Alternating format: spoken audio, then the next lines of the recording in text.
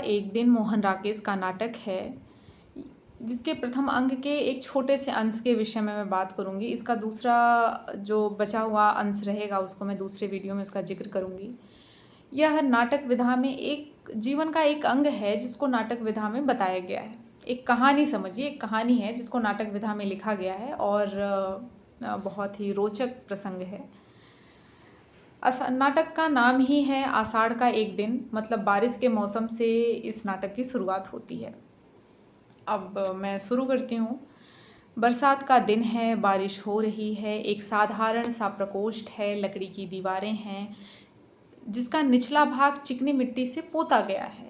स्वास्तिक चिन्ह बने हुए हैं, द्वार के दोनों ओर छोटे छोटे ताक हैं, उस ताक में मिट्टी के बुझे हुए दिए रखे हैं।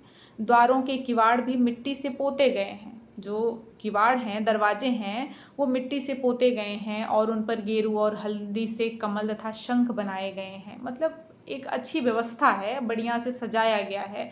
प्रकोष्ठ के एक ओर चूल्हा है, आसपास मिट्टी और कांसे के बर्तन सहेज कर रखे हुए हैं, मतलब घर में चीज़ें व्यवस्थित ढंग से रखी हुई हैं। प्रकोष्ठ में एक झरोखा है, झरोखा मतलब छोटी सी खिड़की। झरोखे से सटा एक लकड़ी का आसन है जिस पर बाल छाल बिछी हुई है। चूल्हे के पास दो चौकियां हैं और चौकी पर बैठी अंबिका धान फटक रही है। छाछ ऐसा सूप आप समझ सकते हैं, सूप में धान फटक रही है। सामने का द्वार खुलता है और मल्लिका गीले वस्त्रों में कांपती सिमटती अंदर आती है। अंबिका आंखें झुकाए व्यस्त रहती है, वह अपना धान फटक ही रही होती है। मल्लिका क्षण भर रुकती है, फिर अंबिका के पास आ जाती है। अंबिका मल्लिका की माँ है। जो लड़की भीगे वस्त्रों में बाहर से आई है, उस लड़की की माँ है अंबिका और उस लड़की का नाम है मल्लिका। जब भी किसी स्थान का चित्रण किया जाता है तो वह अपनी स्थिति परिस्थिति को बताता है कि वर्तमान समय में वह जो जगह है वह किस हाल में है। तो एक अच्छी स्थिति का चित्रण किया गया ना, चीज़ें सहेज कर रखी हुई हैं, जो है लिपाई पुताई हुई है। इसका मतलब एक साधारण सा सुखी जीवन है, मतलब बढ़िया है, कोई ऐसी समस्या नहीं है। वो स्थिति को बता रहा है कि ठीक ठाक स्थिति है, उसकी संपन्नता और विपन्नता को बताती है। मल्लिका अपनी माँ से कहती है, आषाढ़ का पहला दिन और ऐसी वर्षा माँ, देखो न माँ मैं कैसे भीग गई हूँ, देखो न माँ। लेकिन अंबिका उसको देखती नहीं है। जब वह बार बार कहती है कि देखो न माँ मैं कैसी भीग गई हूँ, तब वह उसको आक्रोश से देखती है। मल्लिका अपनी माँ से कहती है, मुझे पता था तुम चिंतित होगी, परंतु माँ मुझे भीगने का तनिक भी खेद नहीं। भीगती नहीं तो आज मैं वंचित रह जाती, मैं एक अद्भुत अनुभव से वंचित रह जाती। यह अद्भुत अनुभव भावना का सौंदर्य है। हमारे मन में जो भावनाएं उठती हैं, जिनको हम महसूस कर पाते हैं, तो वो बारिश के मौसम में वह अपने प्रियतम से मिलने के लिए गई रहती है, तो उस अनुभव को वो महसूस करती है और जिससे वो सुख का अनुभव कर रही है। तो वो कहती है कि ऐसी भावना जो कविता को जन्म देती है। मल्लिका बोलती रहती है परंतु अंबिका चुप रहती है। मल्लिका अपनी माँ के पास आती है, उनको मनाने की कोशिश करती है और कहती है, कुछ भी कहो न माँ, मुझे डांटो कि मैं भीग कर क्यों आई हूँ।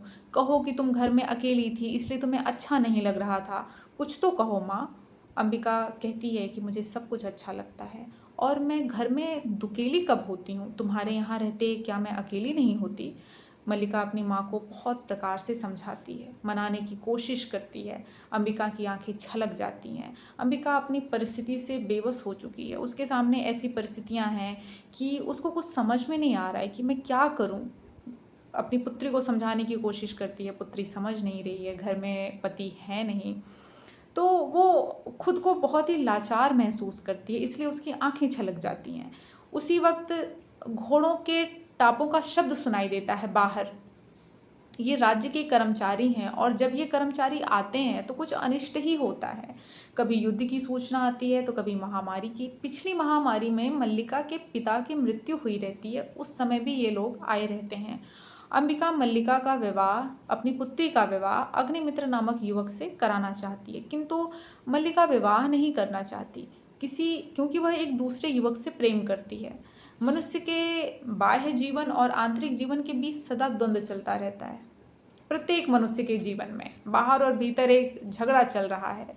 आंतरिक जीवन अपने मन और बुद्धि के अनुसार बाह्य जीवन को चलाना चाहता है, आज़ाद रहना चाहता है, एकदम स्वतंत्र रहना चाहता है, लेकिन बाह्य जीवन में काफ़ी हद तक सामाजिक नियमों के अनुसार चलना पड़ता है, जो समाज के अधीन है।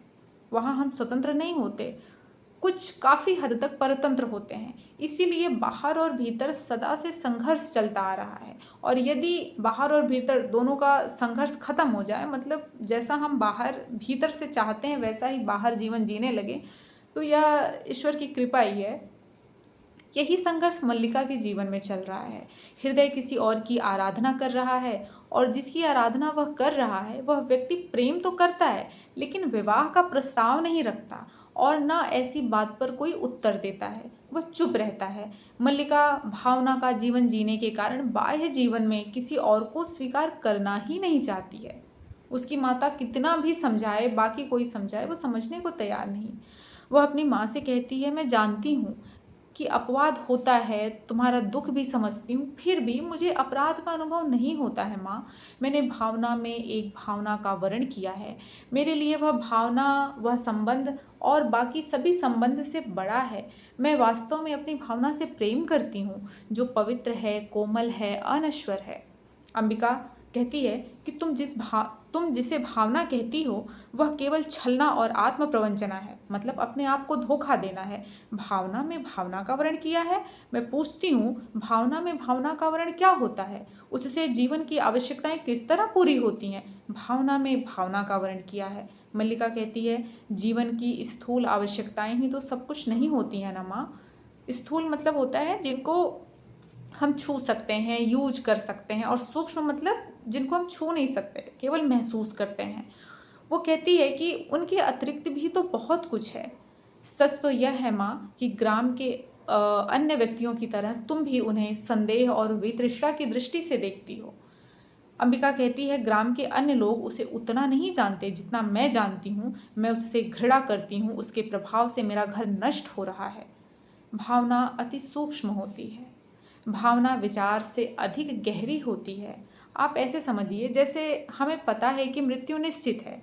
यह विचार है, एक जानकारी है जो कि सत्य है, परंतु जब कोई हमारा इस दुनिया से चला जाता है तो यह विचार हमारे पास होने के बावजूद हम उस व्यक्ति के लिए रो रहे होते हैं। पूरा जीवन बीत जाता है उसकी यादों में, क्योंकि हृदय विचार नहीं समझता, उसको संवेदना चाहिए, और इसी संवेदना की इच्छा रखती है मल्लिका। और अंबिका यथार्थ जीवन से परिचित है, वो उस जीवन से निकल चुकी है, इसलिए समझ रही है कि उसकी पुत्री किस दिशा में चल रही है और इसका अंतिम परिणाम क्या आने वाला है। लेकिन मल्लिका नहीं समझती है। इसी दौरान ड्योढ़ी पर, मतलब दरवाजे पर, एक व्यक्ति आता है जिसका नाम है कालिदास। उसके शब्द सुनाई देते हैं, और ये वही कालिदास है जिससे मल्लिका प्रेम करती है। आगे की कहानी मैं अगली वीडियो में सुनाऊंगी, और बहुत ही रोचक है। आप लाइक और सब्सक्राइब ज़रूर करिएगा ताकि मुझे हौसला मिलता रहे।